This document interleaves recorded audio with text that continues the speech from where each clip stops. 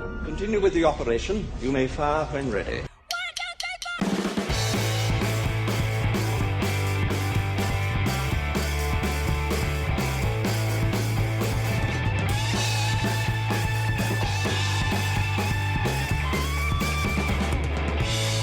Hello there, and welcome to episode 12 of Fire When Ready. I'm your host, Alex Corey, and on this podcast, I like to talk about my thoughts on all things geeky, being the world of movie, TV, comics, because luminous beings are we, not this crude matter. Star Wars. I love Star Wars. That's been on my mind a lot lately. So The Rise of Skywalker came out last month. It was the big, satisfying conclusion to the Skywalker saga. Depending on who you ask, I certainly, for one, loved the movie. I got so much joy out of watching it. If you haven't been following me on social media, I posted my thoughts about the Star Wars fandom, about my first impressions of the movie, and if some of you don't know, spoiler alert, it did end up in my top movies of 2019. I absolutely love Star Wars, The Rise of Skywalker. Gave me the joy that I felt watching Star Wars, and I've seen it a few times already. And yeah, I just enjoy it more the times I watch it. So, with that out of the way, that leads me into how, I've just loved Star Wars almost all my life. And I've just been so passionate about it. Heck, I even named this podcast after a Star Wars quote, "You may fire when ready." And you know what? Just to really share that love with you guys, share that passion with you guys, as part of my new bi-weekly schedule on Fire When Ready, at least the second week of each month, I want to dedicate it to just talking about Star Wars news, because there's a lot coming out, a lot of great content to soak into, even though the Skywalker saga ended. Mandalorian Season 1 ended, but we still got more stuff coming. We got a new season of Clone Wars, which I'll get into, and just all sorts of brilliant stuff, video games, comics, books, the works. And I just want to share that love with you guys, so without further ado, here's a new segment on the show that I like to call... Hello, what have we here? Hello, what have we here? Yes, sir. That is my new segment on Fire When Ready, my Star Wars news segment, which is going to be called Hello, What Have We Here? Where I talk about the newest and latest and greatest in Star Wars news. That could be movie, comics, video games, books, TV shows, the works. So I'm going to share that love of Star Wars with you guys through all this incredible news. So let's get started. So as I'm recording this actually just broke. This piece of news just broke on Collider, but I wanted to wait to see if other sources and other news sources went with the story as well. But it seems it's official that the eagerly awaited new miniseries on Disney Plus is on delay, and that is Obi-Wan Kenobi. So I checked. So the source that I was looking at was the Hollywood Reporter, which is a very reliable entertainment news source, and it states that it was in the pre-production process. Ewan McGregor obviously was slated to return as Obi-Wan. He's known for his performance as Obi-Wan in the prequels, for those of you who don't know, who are listening to a Star Wars segment on my show. But yes, he's returning, and Deborah Chow, who directed a couple episodes of The Mandalorian, was slated to direct the series in and of itself. And so, as the Hollywood Reporter states, I'm going to just read you this little snippet here. So the scripts, only 2 were written, and story became an issue, and that the entire package has been jettisoned. Lucasfilm is now on the hunt for a new writer to pen the series. At the same time, sources say the series is being reconfigured from being 6 episodes to 4 episodes. It is unclear when the show would ramp up again, although insiders stress that McGregor remains attached to star and Chow remains as a director. Disney had no comment. So, according to this article, it did also state that one source said it was too similar to Mandalorian in the sense that Obi-Wan was protecting Luke, much like Mando and the child. I like to call him the child because technically it's not Yoda, but people like to call him Baby Yoda, but that's a whole other discussion. So yeah, I'm reading this news and my reaction is, okay. I mean, that's fine, really, that they're gonna, take their time with this series, mini-series let alone, because, a lot of fans have been anticipating it. A lot of fans wanted Ewan McGregor to return. Those not really on board with the sequel trilogy have kind of went back to the prequels and realized, appreciated the prequels for what they are. Well, some fans more than others. And Yeah, and majority of people also think McGregor, those who even didn't like the prequels, thought Ewan McGregor was the best part, and he was the best, and he was great as Obi-Wan. I certainly loved Ewan McGregor as Obi-Wan. I think he was definitely one of the shining aspects of the entire trilogy. Honestly, I mean, there's a lot for me to love in this in the saga. But yeah, McGregor was definitely one of the shining stars. No pun intended, shining stars in the entire saga for sure, and I think he did breathe life into Obi-Wan in such a brilliant way, and yeah, I was definitely looking forward to him returning. As far as the script issues go, I mean, I saw some things on Twitter, I guess, like, about, if Kathleen Kennedy turns down a script, it means it was actually good. Not necessarily. I mean, I've been a fan of the Star Wars content we've been getting lately. And heck, this is for Disney Plus too. It's a TV. I mean, I think on the TV end of things, at least, it's been succeeding with, basically a majority of fans. I mean, yeah, sure. There's, the movies have their critics, but like, as far as the TV end of it has gone, like, it seems like a lot of fans have been satisfied, and they like, how The Mandalorian has been handled, how it's been in that original trilogy, in the roots of the original trilogy, and yeah, so it seems like Obi-Wan would definitely go to those roots for sure, being, what we assume is going to take place on Tatooine, unless he goes off on another adventure in another episode, but who knows. I find it interesting. It's going to be like 4 episodes, and you also have to wonder how long the episodes are going to be too. Is it just going to be like, I doubt it's going to be Mandalorian-length episodes, because some range from like 40 to 30 episodes, really. And yeah, I find that interesting that that the episodes in that show are that long. But is that going to be the same for Obi-Wan? My guess is no. I think it'll at least be like, I think we're going to at least like maybe 4-hour-long episodes, so that way if you put it all together, it'll be treated like a 4-hour movie. I think that's the approach they want to go for, because, and all that said, we've been waiting so long for this show. I mean, anybody loves Obi-Wan and loves Ewan McGregor portraying Obi-Wan, and fans have been clamoring for this show for so long, and that's like one of the movies that people have wanted, in terms of spin-off movies that they were originally going to do.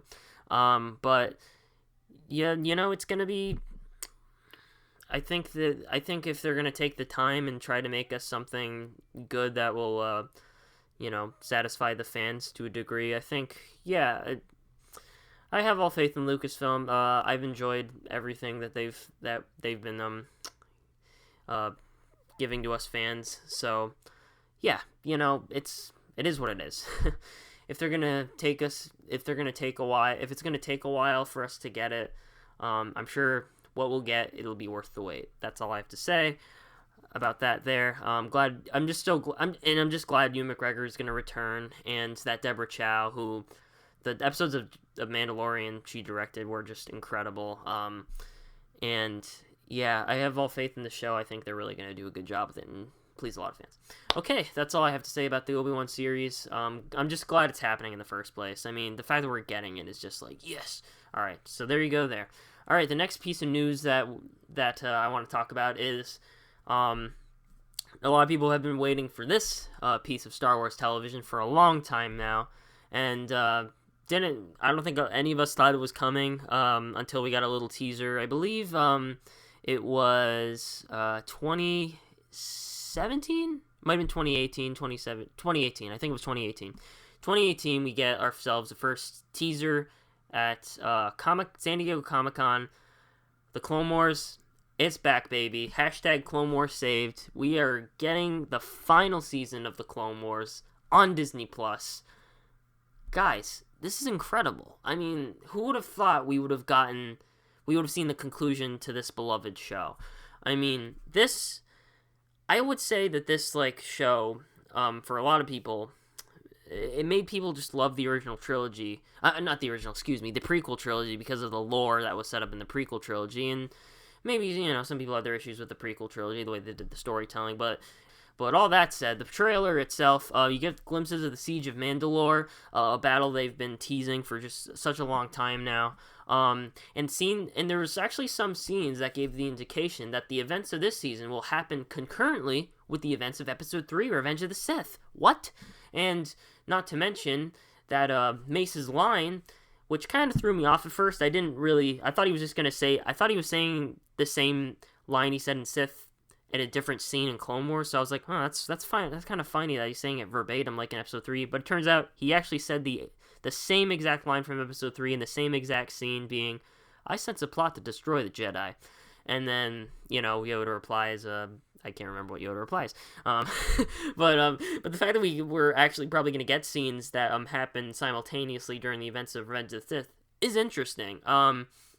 Do I think that we're going to have,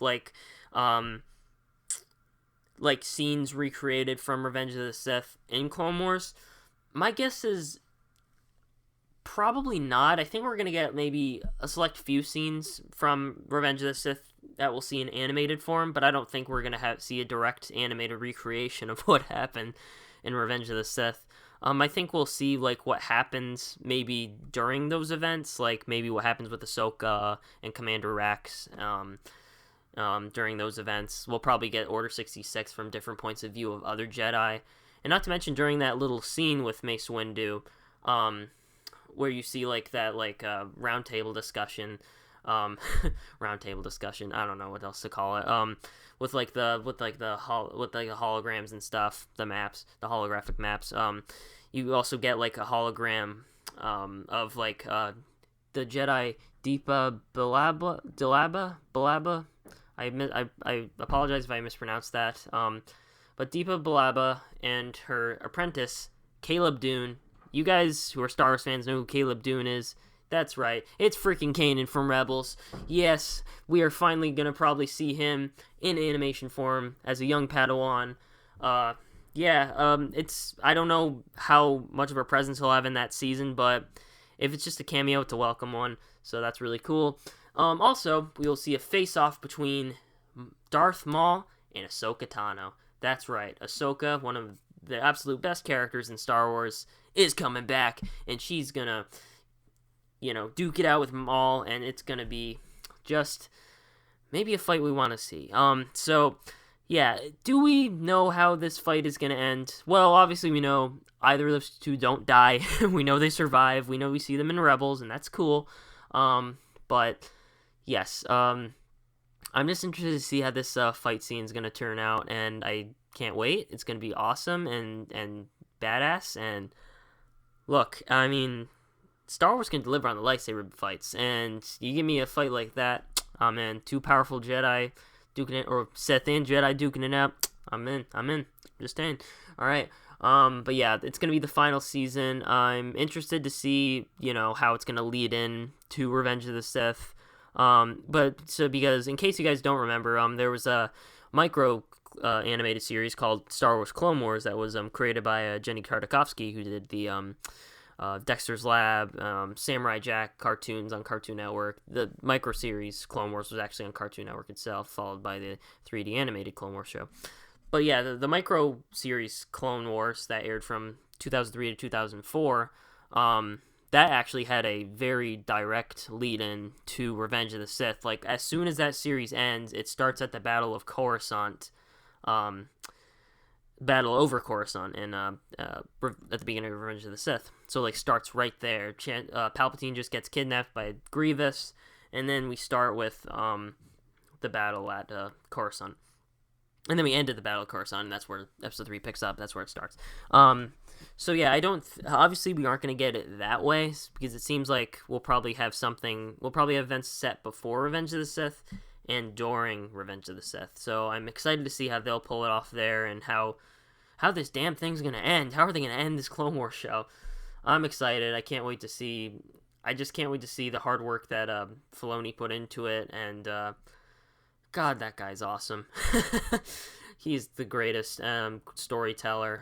I love the work he's done so far, and yeah, and the fact that the Clone Wars is his love child, Ahsoka's his love child.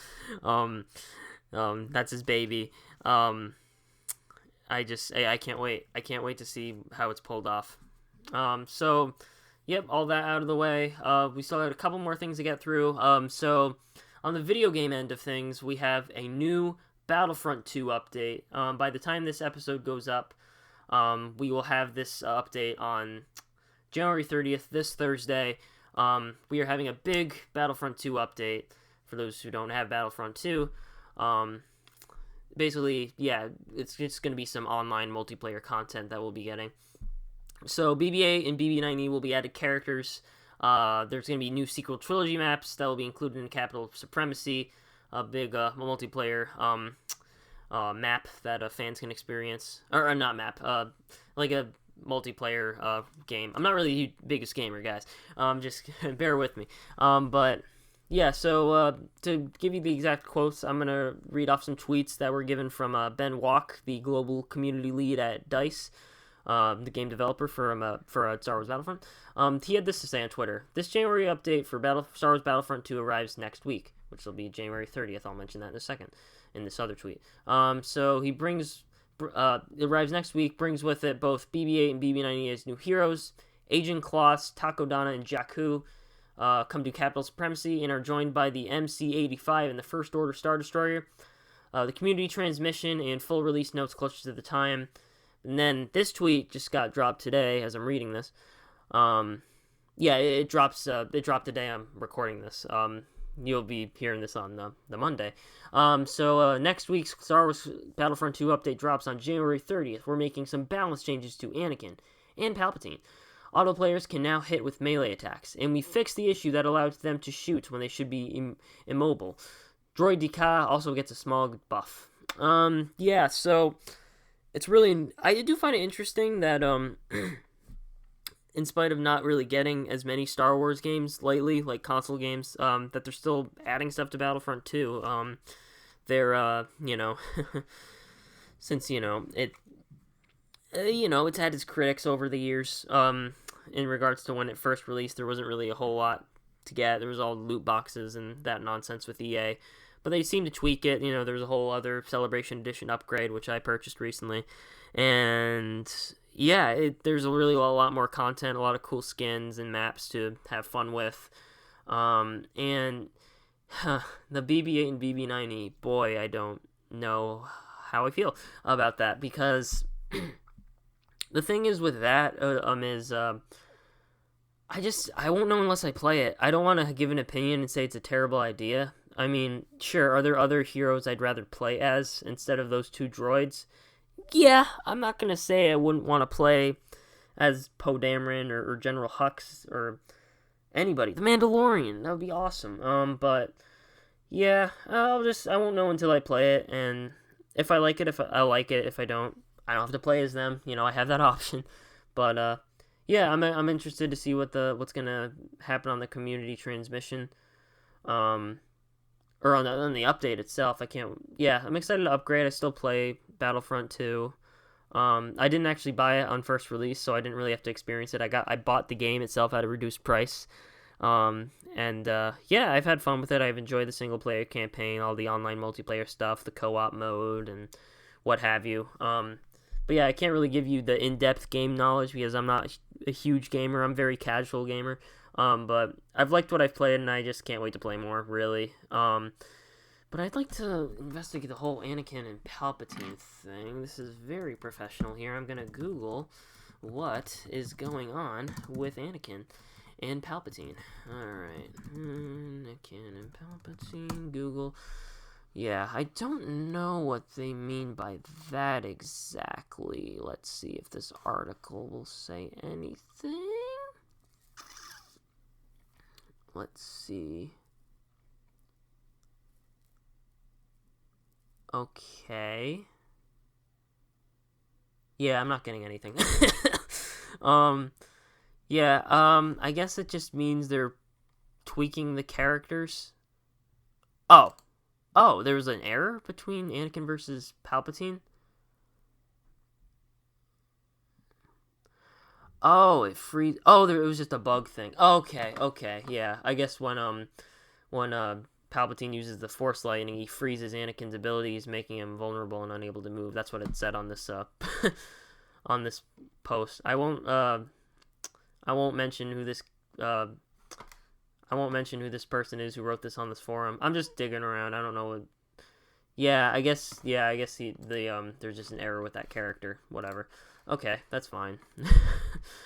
Yeah, but yeah, I'm excited to play the extra stuff in Battlefront 2, and it'd be cool if they add more stuff along the way, more characters and maps and stuff. And it'd be cool if they added more Clone Wars stuff, maybe, because that was such a big deal when the Clone Wars content came out with the new characters and Geonosis and maps like that for the prequel era. Yeah, sounds really cool. Can't wait. All right, and our last piece of news for today. So, Rise of Skywalker fared well with some fans, didn't for some fans. Some people didn't think it was as satisfying as I thought it was, and that's okay. That's fine. Maybe some canon things didn't line up in your perfect world. That's okay, whatever. But all that said, Colin Trevorrow had an early draft of the script that got leaked online. I didn't pay attention to it. I thought it was a joke, and turns out that damn thing is real. Apparently, it got leaked out. There's speculation that maybe Colin Trevorrow himself leaked it out, maybe a Ryan Reynolds Deadpool situation. That wouldn't shock me much, especially, after the film's release. But yeah, so I read this breakdown. You can head over. I actually used the breakdown I read was on StarWarsNewsNet.com. Or you could watch a breakdown of the script by the YouTuber Robert Meyer Burnett, who was featured on the John Campea show. He did a whole breakdown of the script because I guess he knows some people in the industry, and he was able to get the script that way, I think. I could be wrong. Don't quote me on that, but yeah. So I read the breakdown of Star Wars Newsnet. That was from Robert Meyer Burnett's video. I read through that entire article, and the original script for Episode 9, then titled Duel of the Fates, it leaked online, and we get a very different movie than the Episode 9 we wound up with, The Rise of Skywalker. So this time around in Colin Trevorrow's script, the characters are separated.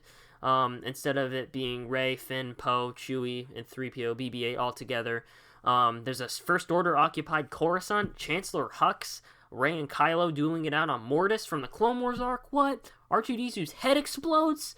Chewie flying an X-Wing, Rose sending a First Order Citadel to lightspeed and exploding, Finn leading a resistance of former Stormtroopers, which, didn't he kind of do that? And, yeah, he kind of did that in Rise of Skywalker. But, in short, it was an interesting breakdown to read. How did I feel about it in short? Well, I will say that I do find, stories about what movies could have been, what scripts could have been, and stuff that didn't make it to the cut. I do find those types of stories interesting.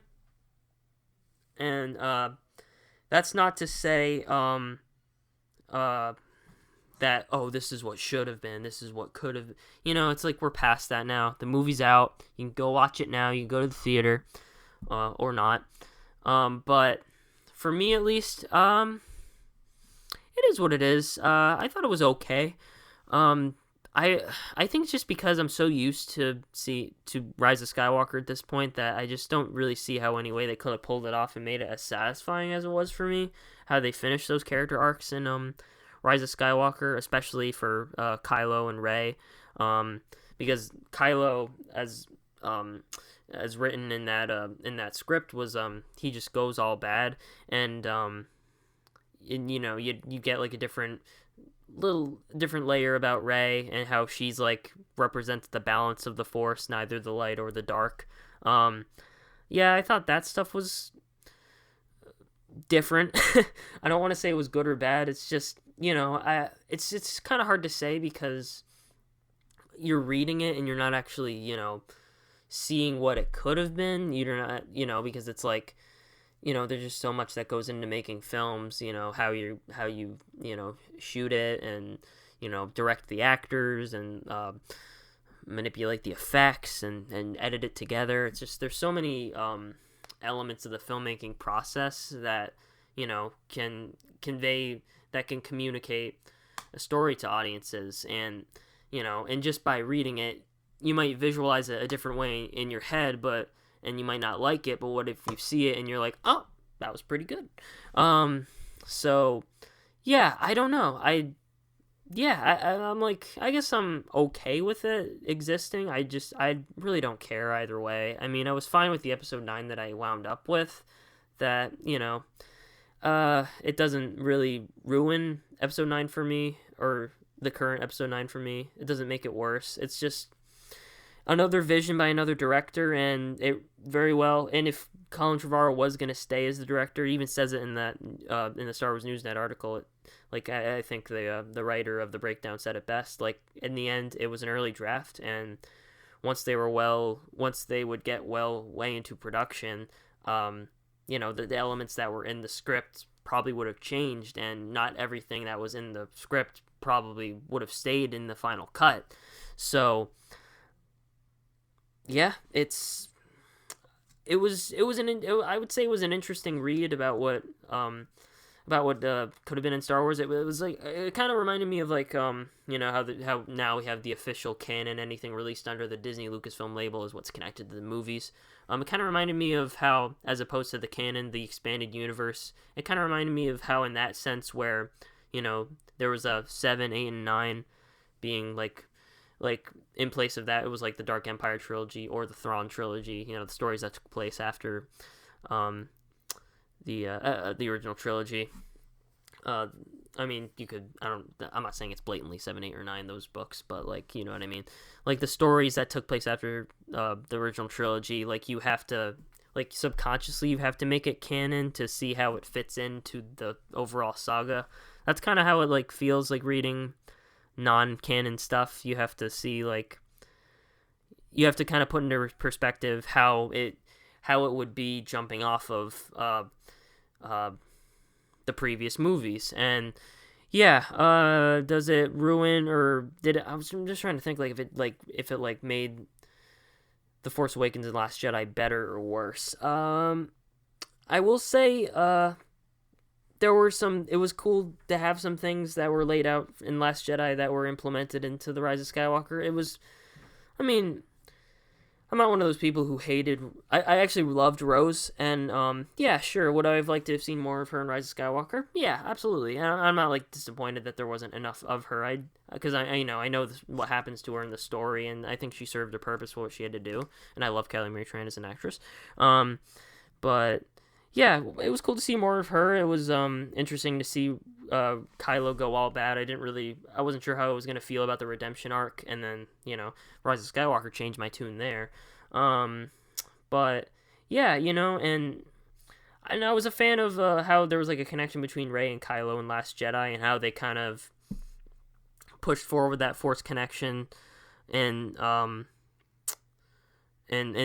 of Skywalker, and, like, how, like, they made it look as though Snoke was the one that bridged them together, but maybe all along that Rey and Kylo did have that connection, as we saw in that final scene in Last Jedi, or second to last final scene maybe. But yeah, it's cool. If you want to read it, go right ahead. There's great breakdowns on the internet, but yeah, especially the Star Wars Newsnet, the folks over there, they did a really good job writing that. So yeah, I'd say go check that out. I'll put a link in the description below if you're listening on YouTube. But yeah, guys, like that about wraps it up for my Star Wars news segment. Hello, what have we here? That wraps up this week's segment. Of that. Guys, what do you think about all this news? If you're listening on YouTube or anywhere else, let me know below. And as always, thank you guys so much for listening. And if you want to follow me on the social medias, you can follow me at AlexJCorey on Twitter and Instagram. You can follow me on Facebook.com/TheAlexCorey. That's AlexCorey. But yeah, I do intend to keep going with this Star Wars news segments, and then, like, in 2 weeks after that, I'll just have a random discussion about whatever the hell I want. So guys, thank you so much as always for listening, and as always, I will see you in the next podcast. Take care, everyone.